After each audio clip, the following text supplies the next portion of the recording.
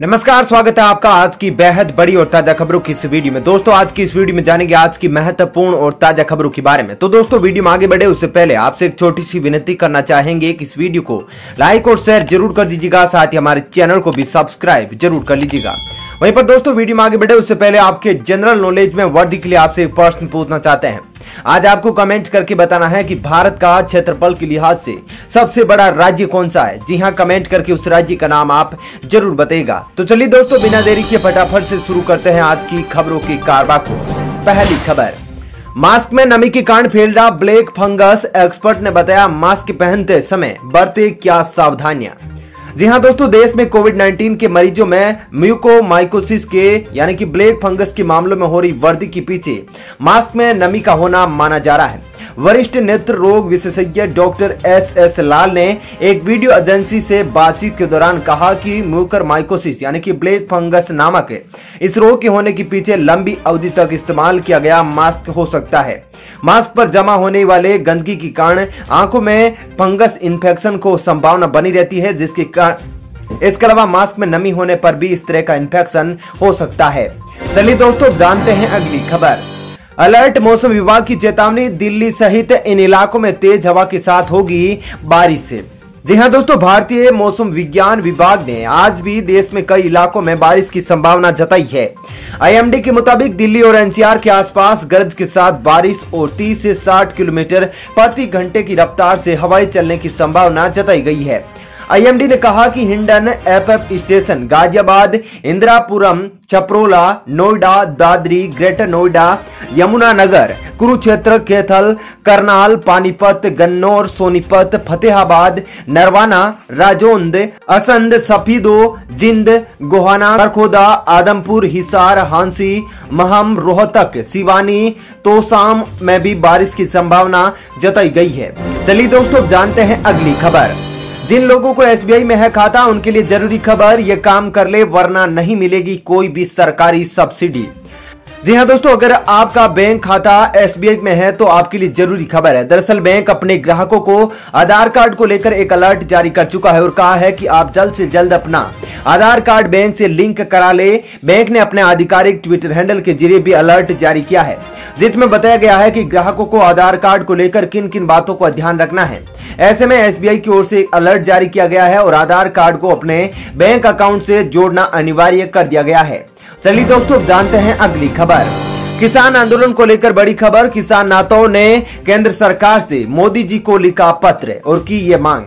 जी हां दोस्तों, संयुक्त किसान मोर्चे ने फिर से पीएम मोदी से बातचीत शुरू करने की मांग की है।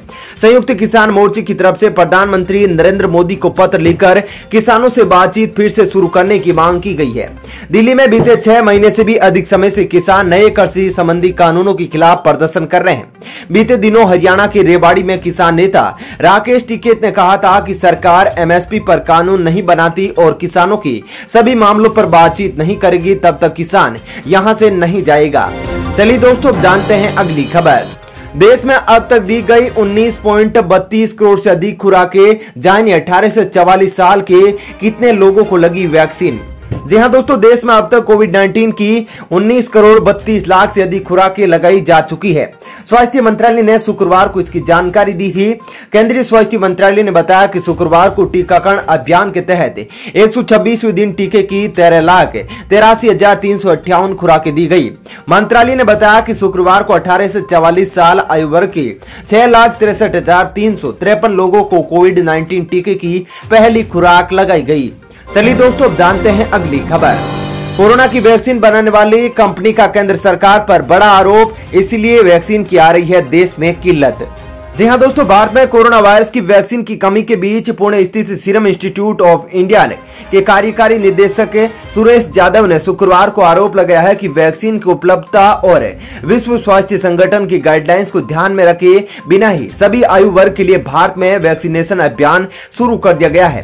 भारत में 1 मई से 18 से अधिक उम्र के सभी लोगों को वैक्सीनेट करने का अभियान चलाया जा रहा है, लेकिन देश भर के अधिकतर राज्यों में वैक्सीन की कमी देखी जा रही है। चलिए दोस्तों, जानते हैं अगली खबर। करोड़ों केंद्रीय कर्मचारियों को सरकार का बड़ा तोहफा, सैलरी में किया इजाफा। जी हां दोस्तों, केंद्रीय श्रम एवं रोजगार मंत्रालय ने शुक्रवार को केंद्रीय कर्मचारियों के लिए वेरिएबल डियरनेस अलाउंस यानी कि डीए में इजाफे का ऐलान किया है। इसका लाभ 1.5 करोड़ लाभार्थियों को मिलेगा। पहले वेरिएबल डीए 105 रुपए प्रति महीना था, जिससे बढ़ाकर 210 रुपए प्रति महीना कर दिया गया है। ये बीते 1 अप्रैल 2021 से प्रभावी होगा। चलिए दोस्तों, जानते हैं अगली खबर। एयर इंडिया के यात्रियों का डाटा लीक, बड़ा साइबर हमला आया सामने। जी हां दोस्तों, सरकारी एयरलाइंस कंपनी एयर इंडिया का डाटा लीक होने का मामला सामने आया है। कंपनी के मुताबिक इस घटना ने 45 लाख यात्रियों के डाटा को प्रभावित किया है। कंपनी ने कहा कि इसमें उपभोक्ताओं की निजी जानकारियां, जिसमें नाम, date of birth, contact, passport की जानकारी, टिकट की जानकारी, Star Alliance, Air India frequent flyer data और क्रेडिट कार्ड की जानकारी भी शामिल है। चलिए दोस्तों, जानते हैं अगली खबर। कोरोना संकट के बीच राजस्थान सरकार का बड़ा फैसला, लोगों को दिया यह तोहफा। जी हां दोस्तों, कोरोना संकट के बीच राजस्थान सरकार ने सभी उपभोक्ताओं के 2 महीने के पेयजल बिलों को स्थगित करने का फैसला किया है। उपभोक्ताओं को इन महीनों के लिए बिलों का भुगतान आगामी बिल में करना होगा। सरकार द्वारा शुक्रवार को जारी बयान के मुताबिक अप्रैल और मई के पेयजल बिलों का भुगतान स्थगित करने का निर्णय किया गया है। चलिए दोस्तों, जानते हैं अगली खबर। वैक्सीन के उत्पादन को हटाने के लिए भारत सरकार विदेशों में व्यक्ति निर्माण के लिए बना रही है योजना। जी हां दोस्तों, देश में कोरोना वैक्सीन की कमी को पूरा करने के लिए भारत सरकार रास्ते तलाश कर रही है। इसमें देश के बाहर भी वैक्सीन के निर्माण के लिए मैन्युफैक्चरिंग साइट्स की तलाश शामिल है।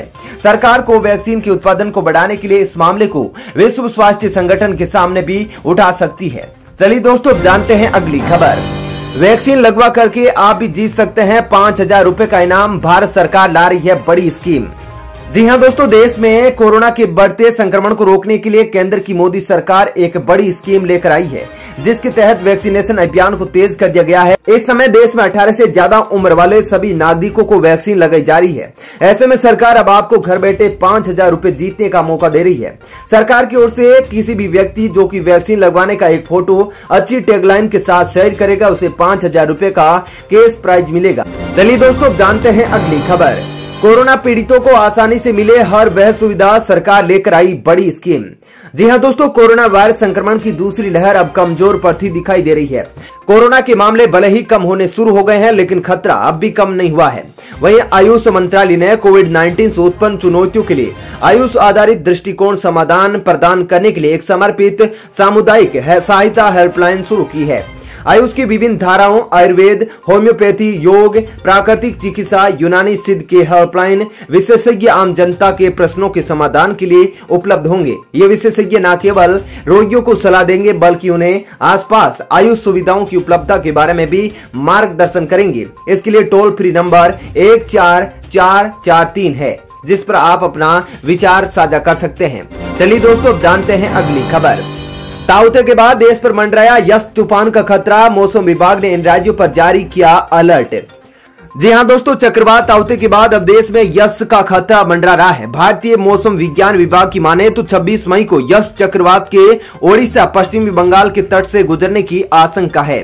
विभाग के अलर्ट के बाद ओडिशा सरकार ने 30 में से 14 जिलों को सतर्क करने का काम किया है। विभाग ने जानकारी दी है कि 23 मई के आसपास बंगाल की पूर्व मध्य खाड़ी के ऊपर कम दबाव का क्षेत्र बनने की संभावना है। इसे चक्रवात की संभावना जताई गई है। यहां बनने वाले चक्रवात का नाम यास दिया गया है। साथ ही यह भी संभावना जताई गई है कि चक्रवात जल्दी तूफान में तब्दील हो सकता है। चलिए दोस्तों, अब जानते हैं अगली खबर। गणतंत्र दिवस किसान हिंसा में शामिल दीप सिंधु समेत आरोपियों पर पुलिस ने दायर किया आरोप पत्र। जी हां दोस्तों, गणतंत्र दिवस के अवसर पर लाल किले में हिंसा के करीब 4 महीने बाद दिल्ली पुलिस ने अभिनेता कार्यकर्ता दीप सिद्धू और 15 अन्य के खिलाफ इस मामले में आरोप पत्र दायर किया है। मामले की जांच कर रही दिल्ली पुलिस को अपराध शाखा ने मेट्रोपॉलिटन मजिस्ट्रेट सहित मोंगा के समक्ष में 17 मई को 3224 पृष्ठीय अंतिम रिपोर्ट दाखिल की और सिद्धू समेत 16 आरोपियों के खिलाफ अभियोग का अनुरोध किया है। चलिए दोस्तों, जानते हैं अगली खबर। सुप्रीम कोर्ट का यूपी सरकार को राहत, हाई कोर्ट के आदेश पर लगाई रोक। जी हाँ दोस्तों, देश के सर्वोच्च न्यायालय यानी सुप्रीम कोर्ट ने शुक्रवार को उच्च न्यायालयों से कहा कि कोविड से संबंधित मामलों के राष्ट्रीय और अंतर्राष्ट्रीय प्रभाव को देखते हुए ऐसे आदेश पारित करने से बचना चाहिए जिन्हें लागू करना असंभव है। इस टिप्पणी के साथ ही सुप्रीम कोर्ट ने इलाहाबाद हाई कोर्ट के उस आदेश पर रोक लगा दी जिसमें न्यायालय ने युद्ध स्तर पर स्वास्थ्य सुविधाएं बढ़ाने को कहा था। बीते 17 मई को यूपी में कोरोना मामलों की स्थिति को देखते हुए इलाहाबाद हाई कोर्ट ने यह आदेश दिया था। चलिए दोस्तों, फिलहाल इस वीडियो में इतना ही। ऐसी ही खबरें देखते रहने के लिए आप हमारे चैनल को सब्सक्राइब कर लीजिएगा, साथ ही इस वीडियो को लाइक और शेयर भी जरूर कीजिएगा। धन्यवाद। जय हिंद।